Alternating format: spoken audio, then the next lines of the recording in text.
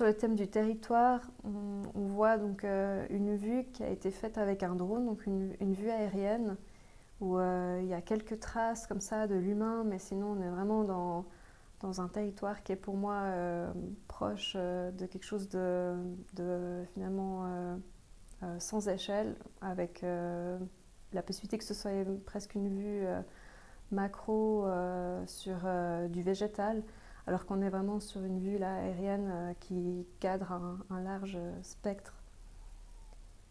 Cette vue, c'est la vue qui a été choisie pour l'exposition comme image phare.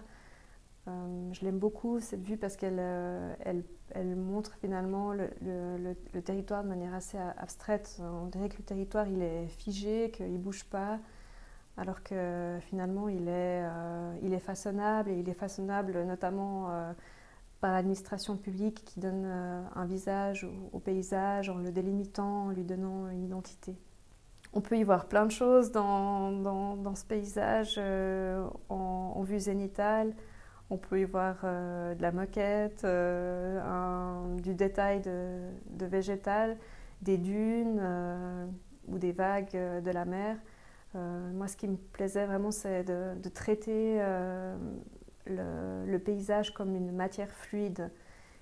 Et je reprends quelque part aussi le terme de patterns, de tissu qui est utilisé par l'unité qui s'occupe du fonctionnement de la vie politique au niveau local, et avec la comparaison aussi à l'international. Patterns, ça veut dire aussi tissu. Donc on est aussi dans cette notion de paysage qui pourrait avoir une texture d'une certaine manière. Il y avait aussi le projet évoqué de la fusion des communes.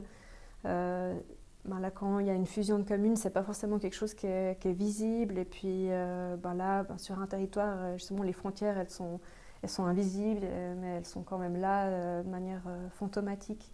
Et cette image, elle parle aussi quelque part un peu de cet aspect-là des frontières invisibles.